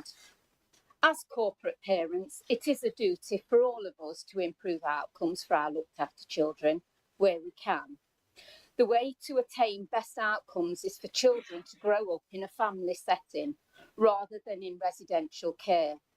By voting for this amendment, we have the opportunity to establish a permanent method by which to achieve that. Foster carers do a fantastic job for our looked after children in Nottinghamshire, but we all know that recruitment and retention is a real challenge, particularly after COVID. The way we use the space in our homes has changed. For example, many bedrooms are now used as offices for home working. This has changed the circumstances for many would-be foster carers and often creates barriers to keeping siblings together, meaning that they instead have to be placed in residential care homes that do not offer the same quality of outcomes and costs the council infinitely more money. In fact, as Councillor Creamer pointed out, this council has put out another contract just last week worth 11.5 million. I'm sure you all know many of these residential care homes are owned by hedge funds and American venture capitalists, wrangling over who can profit from most of our children in care. A permanent ring-fence fund that affords foster carers the possibility of home adoption would help us place and retain more children in foster care and jump the hurdle of recruitment. Of course, we know this council cannot do it alone to change this system of profiteering from our looked after children, but we are proposing to take a step in the right direction and put people ahead of profit. I'm sure we can agree that our goal is to increase the number of local authority foster carers, not just for the excellent outcomes it affords to our looked after children, but also for the monetary savings it allows this council to make that then can be invested in other service areas. This proposal allows us to take steps forwards to achieving that goal. It makes sense for all sorts of reasons, and it's time we commit to this scheme rather than approaching adoption on a ad hoc basis. Let's ring fence a fund, promote it as part of the local authority foster care offer, boost recruitment and deliver on our responsibilities by securing the best possible outcomes for our looked after children. And that's not about politics. Thank you, Councillor Callaghan. 15 names on the list. Next speaker is Councillor Purdue-Horan, please.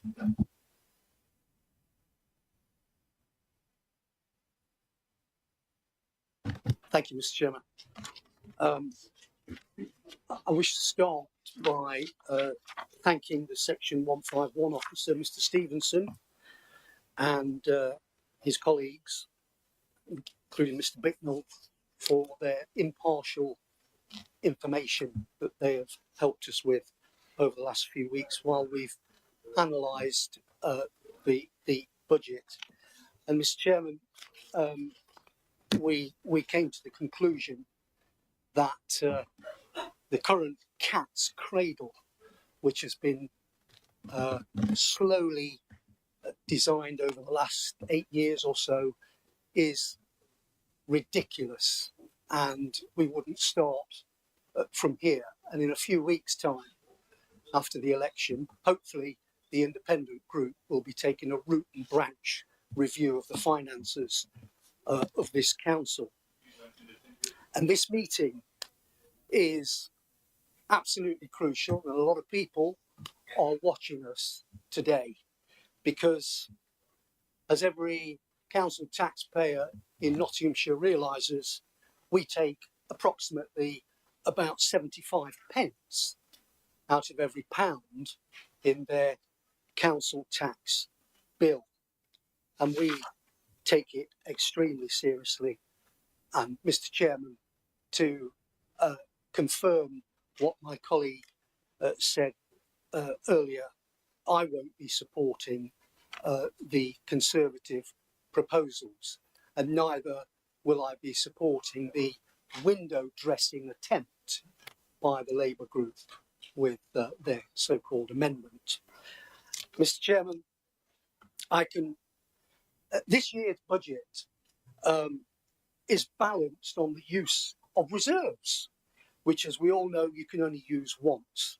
And bearing in mind the reduction in reserves being below the current guidance of SITFA and the government, that councils should maintain general reserves equivalent to 5 or 10% of their net revenue. Using unallocated reserves, we felt was impossible this year. Basically, in a nutshell, the cupboard is bare. And I can understand why Councillor Richard Jackson is so miserable looking. Mr. Chairman, he is more miserable than old Mother Hubbard. There's nothing left. And he has had to work, to be fair, under a Conservative government in most of the last effectively 8 years, because over those cumulative years, this council, if we were still receiving the same grant funding that we were receiving 10 years ago, would have 1.2 billion more in the coffers. Imagine if that money was available to be used to fix our broken roads and pavements. The Conservatives wouldn't be scrambling around to try and, as my colleague said, put lipstick on a pig. Mr. Chairman, the council taxpayers of Nottinghamshire can no longer afford to put up with the high taxing Tories who, let's not forget, supported a government who imposed the highest level of tax burden on the British people since World War II. The Nottinghamshire Conservative group are so conditioned, so programmed to accept inflation-busting council tax increases, they can't be bothered to even make the effort to raise their eyebrows at the latest record level of £1,894.54 for the average Band D property, roughly £158 a month. Mr. Chairman, I repeat, Nottinghamshire cannot afford the high taxing and wasteful spending Tories. Everyone now knows the new county council headquarters near Hucknall is millions of pounds overspent. This administration has blown also tens of thousands of public money in compensation following the independent decisions of the local government ombudsman investigating complaints from the public under this administration, including sent complaints. Amadou. You've got 4 minutes left.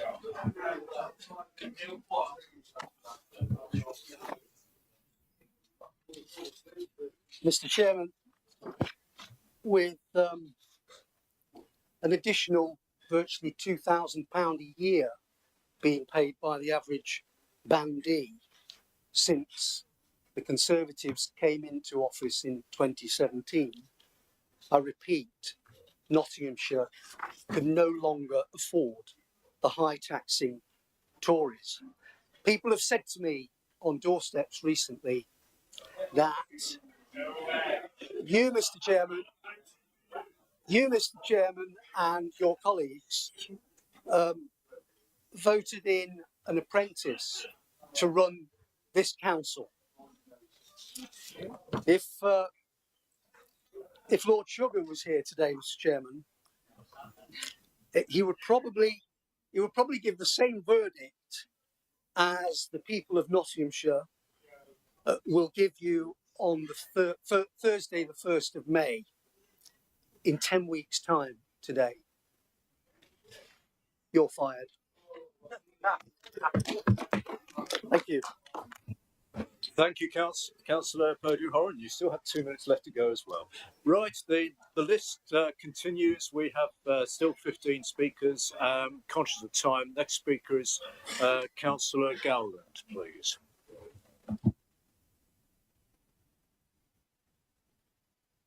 Thank you. So first, I'm talking about the sort of place areas, the place section of this budget. So first of all, I want to talk about flood defences. As a member representing this area next to the Trent, I want to speak specifically about the impact of flooding in our county and how supporting the Labour amendment will address this. Following storms, flooding has affected thousands of residents across Nottinghamshire in the last couple of years alone, and there have been thousands more near misses due to bouts of heavy rain. According to the Met Office, our region has the greatest risk of flooding in England, particularly from rivers bursting their banks, and yet we have consistently received the lowest level of investment in defences. Per property funding in the East Midlands is a quarter of what it is in the North East, although we've got the highest risk of flooding. The effects can be devastating for families across our county when homes and livelihoods are destroyed by natural events. And of course, this threat is only set to worsen with the impact of climate change as it begins to hit harder and harder. As the lead local flood authority, we're in a perfect position to step up and deliver security for our communities. And this is what we are proposing with our £1.2 million commitment for flood defence spending. The East Midlands councils have stressed the importance of local authorities being resourced to support community resilience and recovery. And anyone who attends their meetings or reads the minutes will know that a shortage of flood defences, funding for flood defences, is a key issue across our entire region, not just in Nottinghamshire. But this council, we have the opportunity and resources to step up and play a greater role for our communities in this time of need. The Environment Agency doesn't have the resources for many of the necessary projects across our county, and often the projects are required to deliver match funding. And this has a tendency to create a geographical imbalance across communities that are protected and those of chance. Our amendment proposals can go some way to changing this by supporting agencies and communities to combat the effects of climate change and protect their homes and businesses from disaster. And I would like to note that I'm pleased to see the use of natural flood defences by the leading group. Now, of course, we know that simple constructing defences is not the be-all and end-all of combating the challenge that flooding presents. As a lead local flood authority, we will improve our engagement with partners and riparian owners as well as liaising with the farming industry about the effective use of agricultural land, natural flood defences. We are also committed to adopting a focus on flood schemes that work within their surrounding environment, making use of natural defences and water capture. Whilst we acknowledge the scale of and challenge that flooding presents, the Council will not be in a position to financially provide complete security for all communities. We do have significant sums of unallocated receipts in our capital programme, which will go some way to giving more of our residents some peace of mind. Where we can help, we should. And this is an item of our amendment. This is what this item of our amendment aims to achieve. I'd just like to talk about a few more things in this area. So public health, I'm really pleased to see the increase in public health spending. I think in some ways what this council does is all about public health, you know, from flooding to transport. I'd note that quite a lot of that money is actually coming from central government funding. I'd like to question how we're putting £159,000 into Water Sports Centre, yet have apparently a complete inability to change anything they do. In particular, they're not using their money to support public health in terms of local sports for local people, as far as I can see. Our investment from this group in pavements doesn't intend to take all the rest of the money for pavements out of the budget, but will definitely improve the pavements for residents, which is really important to local residents. The number of people I've had before Christmas in my area reporting accidents, including one person who was visiting our area from London and fell over and broke their knee before Christmas. This must be causing a lot of cost to the NHS, let alone pain and hardship to residents. The traffic calming is extremely important to local residents. I'm sure everybody knows, if you go and speak to local residents, everybody wants 20 miles an hour on their street, certainly on their residential streets. On their residential streets, where they do my area, and they want the 30 mile an hour limits restored, held to.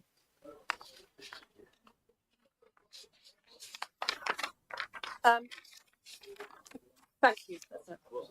Okay, thank you, Councillor Gowland. Right, conscious of the time, we've got 17 names on the list. I'll have one more speaker before we break for the photograph and then lunch. And that name is Councillor Bradley, please. Thank you, Chairman. It's been a pleasure to take on this role as Cabinet Member for Education and SEND, albeit briefly, before I step down from the Council at the upcoming elections. And throughout my time as leader of the Council and in Parliament, children and young people services have been a huge passion and priority of mine. It's fair to say there are huge pressures on these services, particularly as far as my current brief is concerned for services of special educational needs and disabilities. Pressures to the extent that the CCN reported recently that high needs deficits will cause 26 of Britain's largest councils to go bankrupt in the next 2 years if nothing is done. So huge challenges, and therefore it's a testament to the good work of so many people at this council, particularly those frontline staff in these departments, that we're not one of those councils. That we've avoided having a deficit like that for a very long time, that we've been able to undertake huge transformation across the children's department, including our comprehensive SEND improvement programme over the last 2 years. And in the context of today's budget, it's that transformation, in my view, amongst the biggest reasons why we're able to sit here today and recommend a budget that is in far, far better shape, contrary to whatever planet Councillor Zadrozny is living on, than many around the country. It's why we've been able to save £20 million in avoided council tax rises during this administration, and again, recommend the lowest tax position of any equivalent council in the country, again, this time around. And we've been able to do that whilst constantly increasing investment in our services.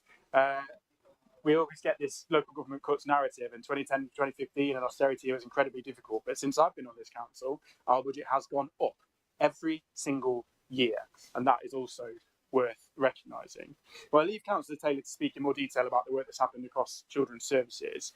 But in my portfolio of education and SEND, we have an excellent record of delivering on school places, improving buildings, building new schools, with £133 million investment in hundreds of schools over the course of this administration, a further £80 million in the pipeline for the next couple of years. The biggest school building investment ever, as far as I can tell, in the history of this council, that follows on from an equally impressive record in the previous 4 years under Conservative administration. On top of that, under the previous government, we secured national funding for the rebuilding of 10 schools in the county, including Mead and Garibaldi and All Saints in Mansfield, amongst others, where work is desperately needed. Unfortunately, as things stand, and as Councillor Jackson alluded to earlier on, we haven't got confirmation from the new government as to whether they will continue to fund this. The leader and I have written to ministers, and I would have urged, if they were in the room, those MPs who are down there in Westminster now, to make the case for those schools. It's worth noting that for all the criticism I got for the multiple roles that I took, I never missed a full council meeting, Mr. Chairman. If Councillor Fole can get down to Parliament, I'm sure our MPs who sit in this chamber can come and visit us on occasion. This investment is massive for our communities, and scrapping it would be a huge disappointment. Alongside the expansion of places, building improvements and new schools, we've delivered significant investment in SCND provision too, including delivering on the commitment to rebuild the Orchard School at Newark and then expanding it. We've built a further new 160-odd place SEND school in Mansfield at Ravensdale, which is almost complete. We've contributed to the rebuilding of Yeoman Park School in Mansfield Woodhouse, delivered through the previous government's school rebuilding programme. And we've expanded Derry Mount at Daybrook, huge investment in SEN services. And just like with mainstream schools, we had a further commitment from previous governments to build another one in Nottinghamshire. Yet again, the new government has yet to commit to funding that investment, something that we absolutely need to see. So given that this government talks so much about their commitment to improving SEN provision, I trust that they will continue to fund that school. Because, Mr. Chairman, as I said at the start, our SEND services are amongst the biggest challenge we've faced. We've had huge funding pressures from transporting children to school, for example, where we're undertaking a major piece of work to try and make that work, to try and make that sustainable for the future. On things like delivering care plans in the wake of a huge increase in demand, 25% more this year than last, even post-COVID, which we know had a profound impact on our children. Labour's amendment today, a small one-off increase for SEND services, absolutely pales in comparison with the huge and wide-ranging improvement work that we are already doing. I'm sure, Mr. Chairman, all members across this chamber know that this administration made SEND improvement a huge priority with significantly increased investment over recent years. We kicked off a massive drive for improvement 2 years ago, bringing in Dame Christine Lenehan from the Disabled Children's Councils to independently chair and oversee the work. And it's worth noting that the government has now brought Dame Christine into the heart of their SEND improvement programme. So there's no doubting her credentials in this space. We know there is a long way to go. And in truth, it's not something that can be fixed without significant national reform. That's also a view that's shared around this room. Having sat on the Education Select Committee SEN inquiry back in 2018, myself, I saw it firsthand. I saw the evidence then and made countless recommendations for change. We're yet to see that change, but it's good to hear the continued recognition of the importance of that national reform, not least from Councillor Fole in her role at the CCN, from Councillor Payne in Parliament through his role in the Public Accounts Committee, recognising the need for urgent national intervention in this space. So I think we all recognise across the political divide that in many ways we've got one hand tied behind our back here locally, but we are doing everything in our power to improve those areas we can control, to work with partners better, to improve our understanding and management of this system. There's a long way to go, but it's fair to say that since the implementation of our improvement programme, the funding has increased, we have faster assessments, we have fewer complaints, we have better feedback. We've supported this work with an increase of more than 50% in SEND funding over the course of this administration. It continues to rise. But I recognise the point that Labour is obviously trying to make with their amendment, and I'd simply say we are doing this. This is a huge focus for us already, and major investment in SEND services is built into our budget proposal today. I know they also plan to sell Oak House, which is novel, as they clearly haven't understood or factored in the fact that this would reduce in the long term the revenue available to them to fund services like these. That move will save us several £1 million a year, and so you'll have less money to spend on SEND and other services as a result of your proposals. You're replacing a long-term sustainable solution with a one-off small investment in just 1 year. Oak House is also about improving service delivery to our most vulnerable residents. It was never about being a council building. It's a new home for our customer services and for the MASH, the safeguarding hub, which will save us £500,000 a year in rent in unsuitable buildings in the wrong places, and instead locate those services in the heart of where they are needed.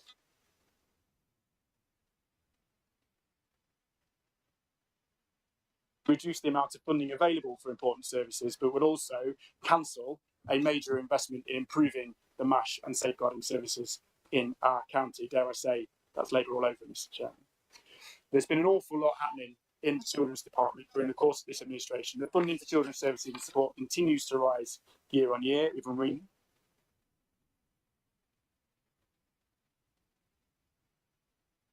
of that transformation work in children's services, more proactive, more community-based, more family hubs, more intervention and support for more families across our most disadvantaged communities.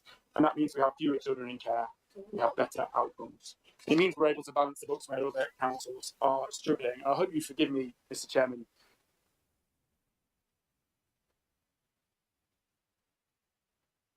It's fair to say that the council we leave at the end of it is more resilient, is in a good place financially compared to other councils.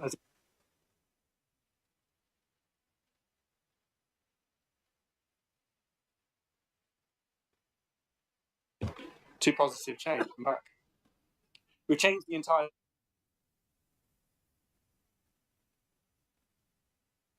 practices, accelerated change, embraced the external collaboration too through EMCA and other partnerships. And the truth is, councils have had to change to survive. Where some have waited and complained, we've been proactive, we've made positive change, we've taken that mantle on ourselves and we've made things work. Officers and staff deserve a huge amount of credit for that, because I've said, Mr. Chairman, that's a huge part of the reason why we're able to present a budget today that has no cuts, in fact, no cuts over the course of this 4 years at all, that invests more money in our services year on year, including another additional investment in highways today, that's delivering continuous improvement across a range of services and has done so without ever having taken the maximum council tax, a conscious political choice that means residents have over 20 million more in their pockets than they would otherwise have done. So I don't know what the political makeup of this council will be after May, Mr. Chairman. What I do know is that this council is widely recognised as being amongst the best there is, as being a trusted partner, as being a leader in our sector.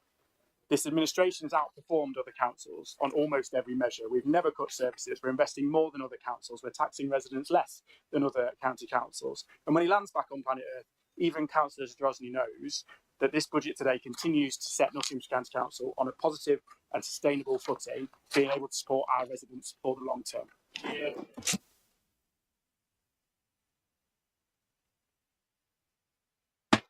Thank you, Councillor Bradley. It's coming up to 12:30, and I mentioned that earlier on, just before we break for lunch, the photographer wants to take a photograph of us.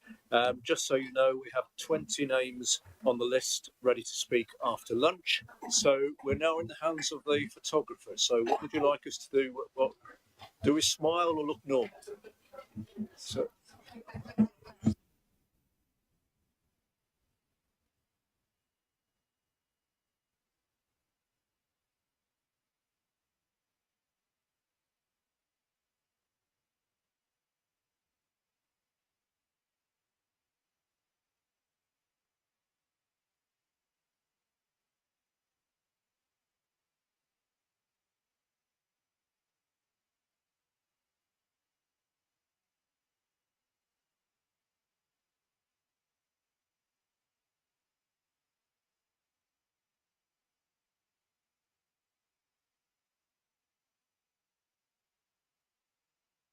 Thank you, everybody. So it's 12, just gone 12:30. Let's aim to be back for 1:30, please. So have a nice lunch. Thank you.